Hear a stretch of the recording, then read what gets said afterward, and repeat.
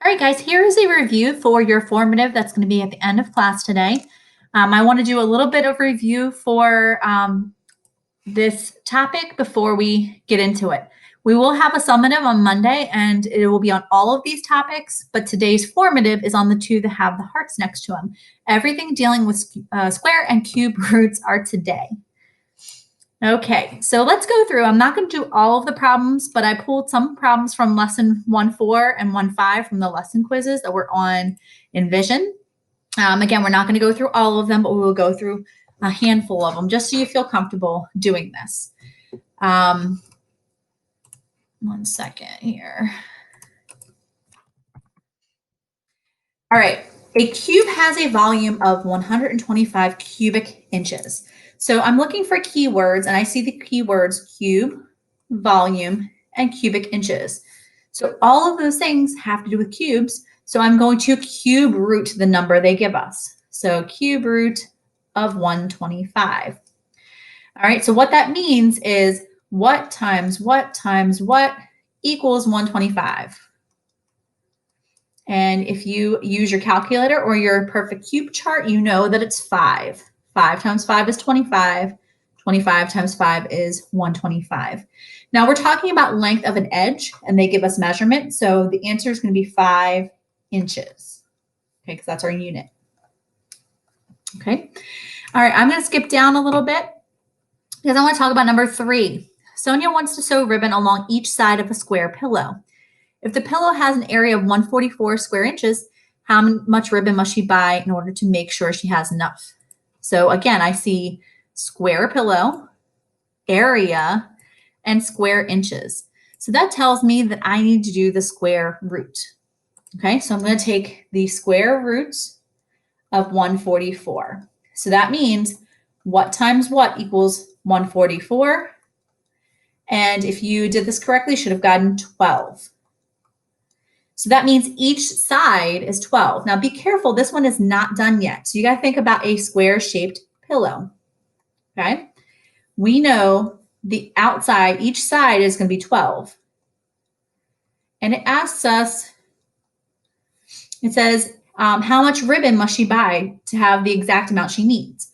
Well, she needs 12 for this side, 12 for that side. So you can either add them up or you can multiply 12 by 4 and you get 48 inches is what she's going to need in order to do that. Okay. All right, let's talk about this one. Maria has a cube-shaped box. Okay, so the cube-shaped box means something times something times something, and we want to know what it's going to equal. They know each side is 9. So if I do 9 times 9 times 9, okay, and you put that in your calculator, you get 729 inches cubed. Now, if she wants to fit 1,000 in there, is 1,000 going to fit inside of 729?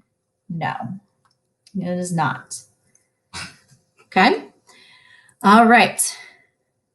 And when we talk about cubic inches, so this one is 1.5. We're talking about a cube-shaped box. So we know the volume of a cube-shaped box, we have to take the cube root. Sorry, I'm not going to write that. Cube root of 729. So right away, I can eliminate the ones that are talking about squares. Now, do I need to know 729 cubed, or do I need the cube root? I need the cube root. Okay. All right. So number 2, solve the equation. X squared equals 121. When you see this squared, that means you have to take the square root of both sides. So the square root of 121, you get x equals 11.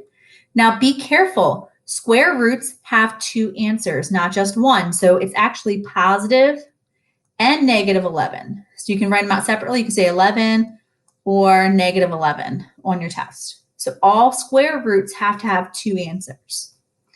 Cube roots only have 1 answer. Okay. Now there's one more I want to do down here. This is our cube root. Okay. When it says the cube root of 27, if you look on your perfect square and cube chart, you see the cube root of 27 is 3. That is the only answer. Okay, cube roots have one answer, square roots have two answers. Okay, so just keep that in mind when you're taking your formative. The formative is on Schoology. It's in today's folder. These are the expectations for you. You're using scrap paper, using your calculator. You can use perfect squares and cubes chart. You're demonstrating academic honesty and you're trying your best. If you have any questions, I am in the classroom. Pop on in and I'll try to answer any questions you have.